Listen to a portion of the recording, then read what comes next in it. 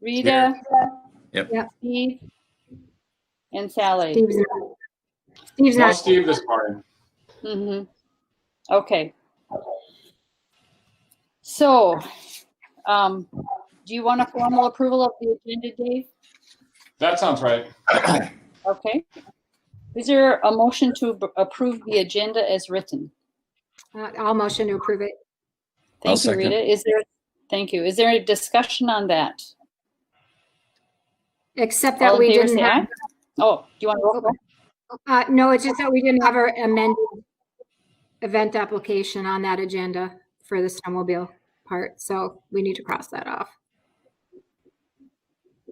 Well, agenda. you can still just talk approve about it and it. I'll give you the update on that. Okay, awesome. Okay. Craig, are you in favor of the Yes. agenda? Yes. Rita? Yes. Sally, yes. Okay, on to new business, the special event application for the Marais Lions Club. Bob, Yes. would you like to talk a little bit about it? Well, I went through the papers that Dave sent to me, the information, and Mike sent to me, and it appears that we're not going to be able to do the fireworks and the platform. So it would seem to me that that would probably just limit us to the fish burger stand. That makes sense? Okay, and what was the reasoning for Yeah. the fireworks portion? Just too many people. It breaks the festival rule, which is 25 people in a crowd. I mean, I'd love to shoot the fireworks off. That's what I do. I Right. like to do that, but to me, I don't see how you can work that in and still be legal. I don't want anybody to get in trouble over this thing. So to me, I don't think the fireworks Or more would be sick? under the rules. What do you think, David? Well, the outdoor rules was a little different, isn't it? You know, Well, so I just got the a, band was also. just this morning in my inbox was a update from the state on celebrations and events. It was updated on Wednesday, and the number there now is 250 for what it's worth. Like we've been kind of back and forth between two numbers of 25 per event gathering, which was what was sent out earlier in the week, and what was a part of their initial Stay Safe document for outdoor recreation and events. But now I see 250. I mean, I think either way, it's going to exceed that 250 as far as a gathering. So that's the biggest hurdle we face. We talked about this earlier in the month with the snowmobilers as well. And so, you know, Bob's been sensible when you look at, is the fish burger wagon and the raffle tent an event, or is it just another use of Harbor Park for, you know, a food truck and a fundraiser? I think you need to really not call it a mini fisherman's picnic, because I think that's what's driving people to be upset. They're thinking we're going to have so many people by calling it that. And really, like you're saying, just the truck itself isn't any different from Rebel Girls out in the alley, is it? I mean, it's, if you read the guidelines, you can have food served and they have to be 6 feet apart in line. You'll also have to have a COVID preparedness plan. That's part of the state's guidelines. So, and that's something I think that the Lions can put together for the fish burger stand. But with the new mask mandate, they'll also be thinking about folks waiting in line for food will have to be socially distant. They'll have to have masks. There'll have to be some signage. All that stuff the state's kind of put together for folks. So I don't think it'll be too difficult, Bob, for you to put that plan together. When you start thinking about the music festival or fireworks, I think it'd be a lot more of a challenge to put together a COVID preparedness plan that talks about how you're going to maintain social distancing and limit the number of folks and signage. And we've certainly heard a lot of concern. I think maybe you have too about that. So that, yeah, I think, Bob, you're on the right track here. Well, and I think if your intention was to have a fundraiser, you can accomplish that safely. Whereas I know it's entertainment to have the fireworks, but with the numbers in Minnesota upticking the way they are, not in Cook County, but other places, but those are the people who are coming here in droves, and it's hasn't stopped tourism without all of our other festivals. So I think at this time that it's not a prudent decision to go that road. I agree with what you're doing, Bob. Okay, no, I forgot what I was going to say. We did it on the 4th of July, and we have had, what, 2 cases since then or 1 since then? I'm not sure. I think, Mike, first one was before that, and we didn't have a problem. People were pretty good from what I remember about trying to stay apart. And we've got that harbor, which is large. So how much of an area can those 250 people be in? I mean, how far can we spread them out? I guess. But I want to talk just briefly about the fish burger stand. What we had planned is setting up the stand. We've got masks for everybody in the stand. We've got shields for everybody in the stand. We had ordered gloves, but they sent them.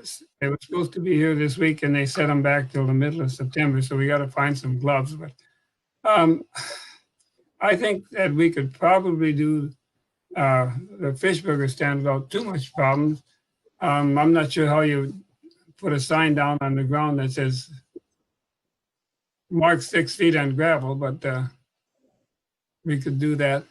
The problem I'm having, of course, is that right now 25% of the people I've got set up to work this are family, and I'm getting some kickback from my family, to be honest with you.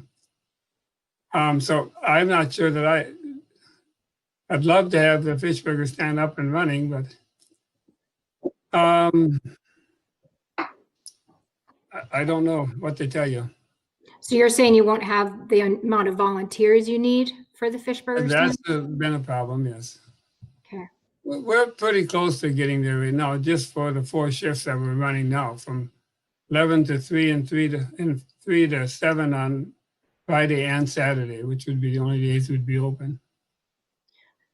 Right. Well, I think in your preparedness plan, you could, state how you're gonna, whether you put down discs in the gravel, just nail them in the gravel or something 6 feet apart, or you have someone standing outside the fish burger stand monitoring. Those could all be possible preparedness things.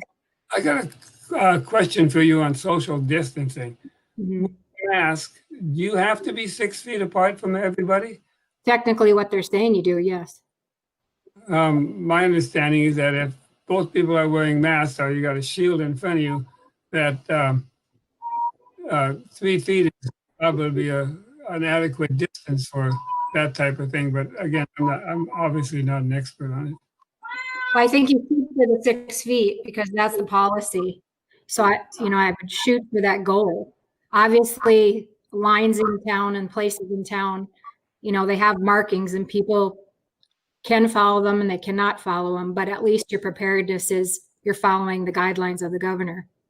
So Bob, are your workers able to be 6 feet apart in the fish stand? No. Yeah, But again, if you go over to Huey's, I've been in there a couple of times recently, they're not 6 feet apart on a regular basis. I mean, they may be at times, but there's 4 or 5 guys working back there, and they're closer together than that.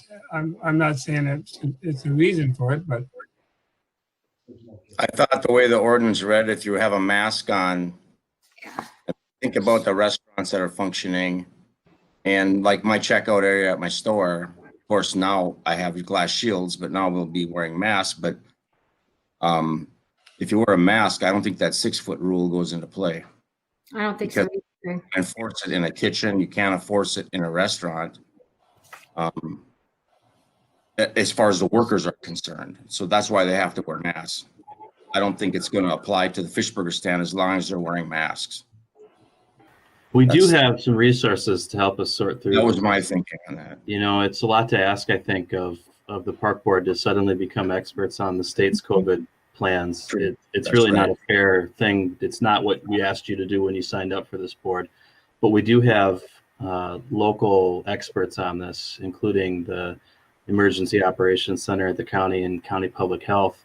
And they've offered to review preparedness plans for any events that the park board might have. And I think that'd be a really good resource for us and for you, Bob, to help kind of sort through, well, how am I going to do this? And what do I have to do and not have to do? So but my recommendation would be that whatever preparedness plan Bob can come up with, that we have public health review it and just help us figure out what the right thing to do is. Yeah, there's a lot of little details. I mean, even the raffle booth, you having people fill out the tickets and they're using the same pens back and forth. And I guess there's just a lot of details that could help Bob with that, I suppose.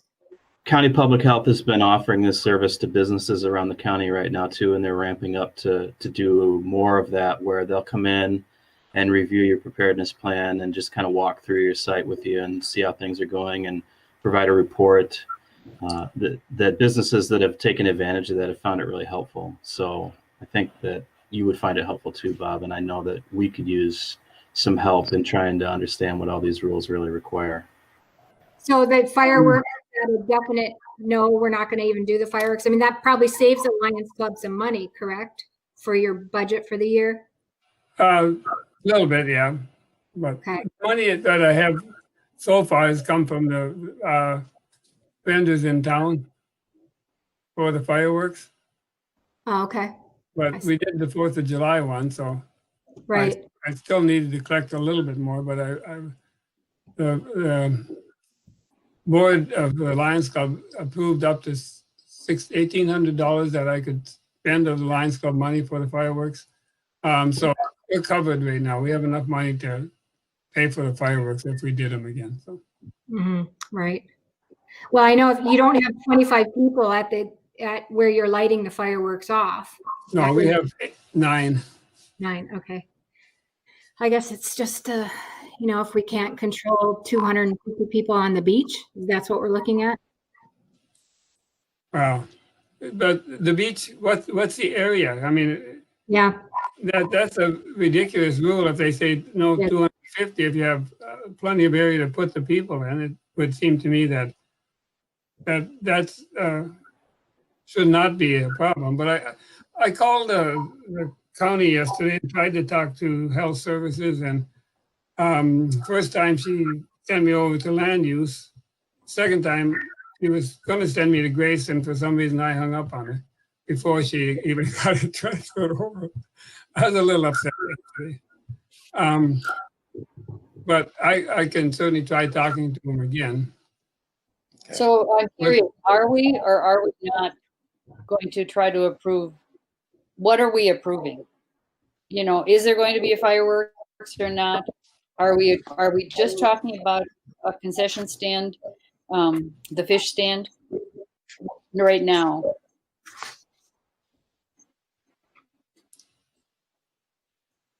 Well, we don't have a COVID preparedness plan draft even to look at for any of it. And I can't imagine putting together one for the fireworks. I can certainly imagine a situation where everyone behaves and it doesn't cause any problems, but that's not the issue. The issue is we would have to actually create a plan that talks about how we're going to make that happen. And that seems almost impossible to me.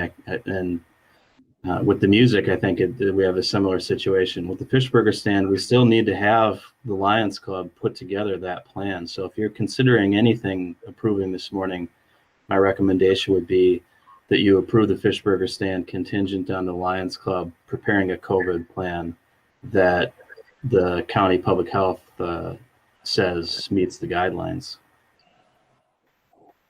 Okay, one other thought. How often do you see 250 people around the stage at one time? But I guess that doesn't matter if they're in town, whether we invited them or not, because we have done no advertising for out of town for this. Some people have have sent some emails and stuff, I assume, but we have put no advertising. We've spent no money on bands.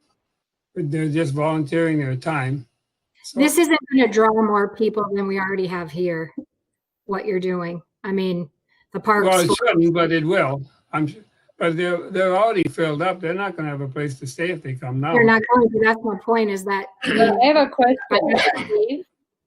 In the past, haven't we spoken about when there are fireworks, that we end up with people consuming alcohol being on the east end of Harbor Park, kind of beyond Java and there, and they leave quite a mess afterwards. If that is the case, and it seems like that has occurred in the past, if that is the case, it seems like it makes it very difficult to control numbers as well as interactions of people. That's am I news to mistaken, me. I've Dave? never heard that. I hadn't heard that either. I would agree with that, Sally. That's probably true, but I think that Rita's point is probably true too, that we're not going to get more people here if we put fireworks on next weekend. We're going to be full either way.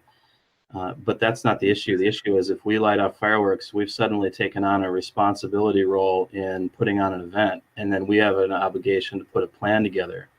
And I don't see how we can do that. Okay. And there's a significant difference between a person choosing to not socially distance themselves and us creating an event that causes that not to be possible. There's a difference there in terms of our responsibilities. Well, I'm just going to make a motion then that we go ahead and wait for your preparedness for the fish stand and the raffle. And we're not going to approve the fireworks or the music.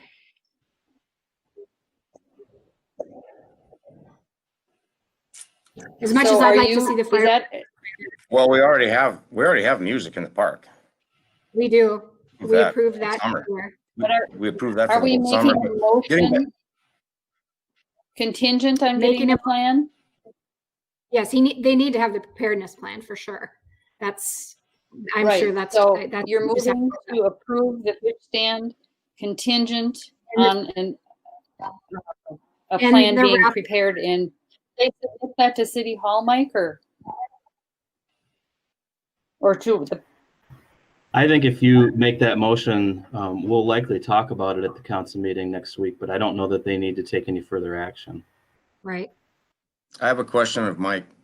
If somebody comes into town with a food truck, gets their permit, Mhm. so you're going to request from them, do they need to provide you with a COVID plan? I think I at don't know, this is that point, we would mandated by ask the for state? one. What's that? I think at this point we would ask for one. Okay, We generally want to see some documentation that they have the licenses that they need right. when we interact with them. So Yeah. we haven't had anyone that's made that request, but Yeah. this year I think we would have to treat it a little different than in the past. Right. Well, this is kind of what the Lions Club is putting up as a food truck. I mean, that's what they're doing. Mhm. So, I mean, And we have a lot of vendors still in town doing different, vending tables and so forth. I don't know what the city councils, if they have to change their preparedness to have those booths or not, but that's a whole different issue than ours. I'm just So, gonna, we did have I'm gonna made a stick, motion yep.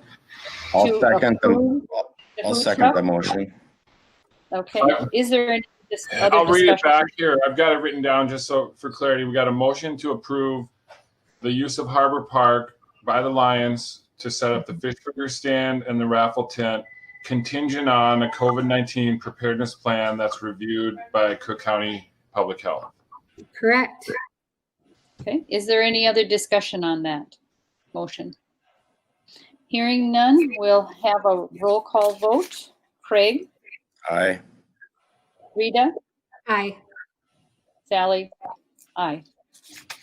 Okay, motion carried for the fish burger stand and the raffle sales. Okay. Thank you, Bob. I still have to decide whether I think I can get enough volunteers to do it. As I said, I will get a plan together, at least work on it, and see if I can talk to the county this time instead of getting the runaround, sort of. If you send it to me, Bob, I'd be happy to help you get through that with them too. Okay, that'd be good. So I need to talk about preparedness inside and preparedness outside. Basically, the 6 foot outside, some way of putting up a sign that says, please be 6 foot apart, and whether we put it on the ground or not, I guess we just, a couple of signs in the back there would be, please maintain 6 foot social distancing and please wear a mask. Go from there. That sounds good. And also, as Rita sorry. mentioned earlier, even the use of pens, how you're going to keep What do we use pens for? Oh, for the Raffle. raffle. raffle. It's all these little Well, details we that are can sort of- certainly get them. I think they're giving away next week 30 gallons of hand sanitizer. Just sanitize, yeah. And we could get some of that and use it. Yeah, I would just whip down the pens every user. Like Mike says, there's lots of sources to help you with what you need with those details. So I think if you get together with public health and look at what you're doing, they'll be able to help you pretty easily. Okay. Thank you, Bob. What you're doing, Bob. Thank you. Thanks, Okay, we will go on to review the amended special event application from the Snowmobile Water Skipping Group. Well, I think what we just talked about, I don't think we can even approve this.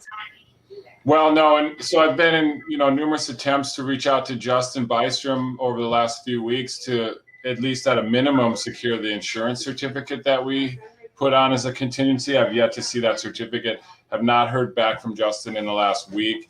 He was sent the agenda and the invitation for today's meeting. So I think it's safe to say that, he's not in a position of readiness. Should we rescind our approval? I mean, what's the process here, Mike?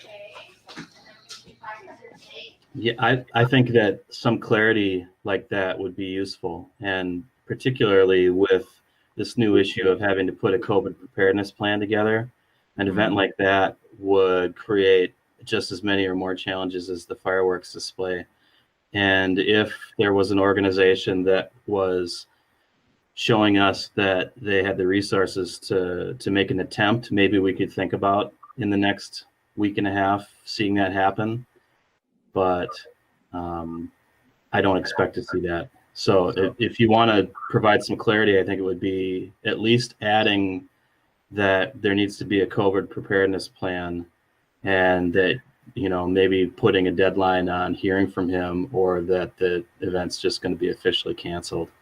And you could just officially cancel it, because I think that there's really not much of a chance that someone's going to be able to put a plan together on this. Well, we're going to draw more than 250 people for that. I mean, that's what he said. So, I mean, unless he's interested in coming up with some sort of plan that would try to prevent that, then yeah, the event just as it's currently organized is a problem. And we know he has at least more than 25 people in the group doing it, in one area. So I don't know. I don't see where we can approve this and not approve the fireworks.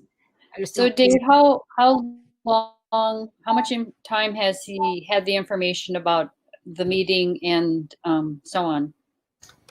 We left it that he had to turn in the proof of insurance when we did approve it initially. That's right. And so that was like a quick week of follow-up after the 7th. We met on the 7th. I gave him a deadline of the 17th for the insurance.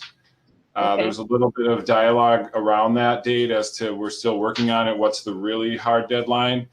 And so then it was yesterday, the 23rd, but that was all communicated last week, like Thursday. I have not heard from Justin since last week. Okay. I would just present a motion with the new rules and regulations on the 25th that we vote to cancel it. Okay, is there a second to that motion to rescind that approval? I second it. Any other discussion? Well, I just want to, that I oh, would go ahead, add, Craig. yeah, so I was just gonna reiterate what Mike had said.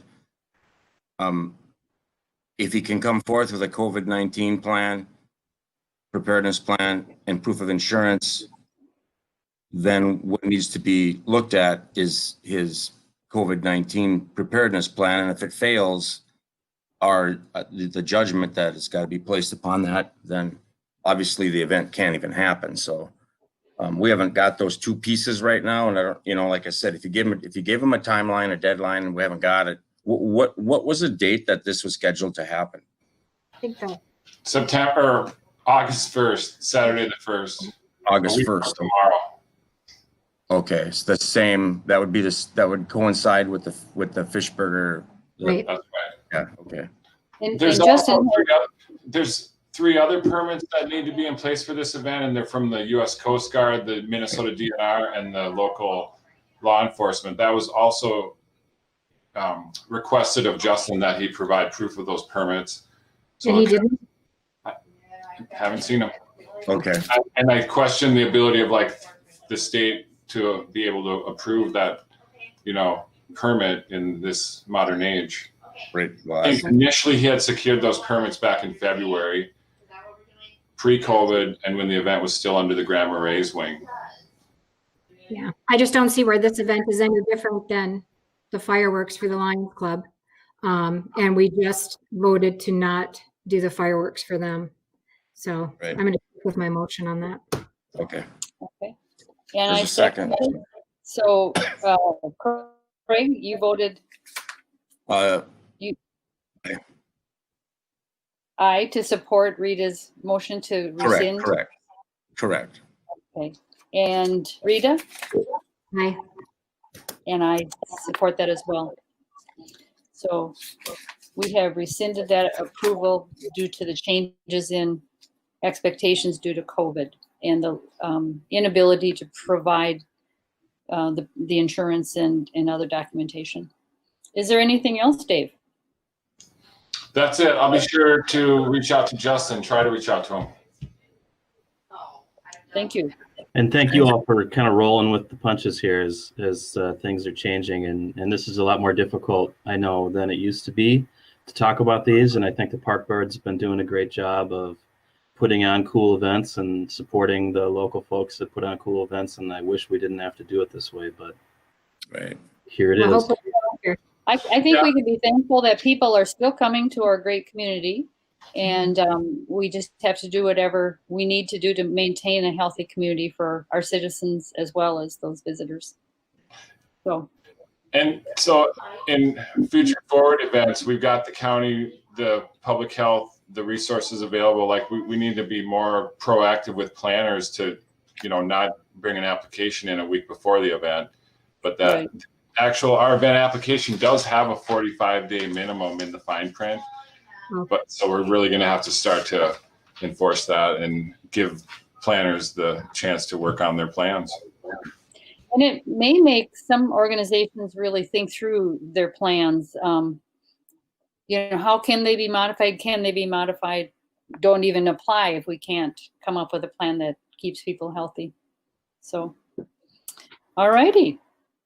Well, we can adjourn our meeting then, right? Yeah, That's right. weekend. Thank Have you a nice all. weekend. Yep. Thank you.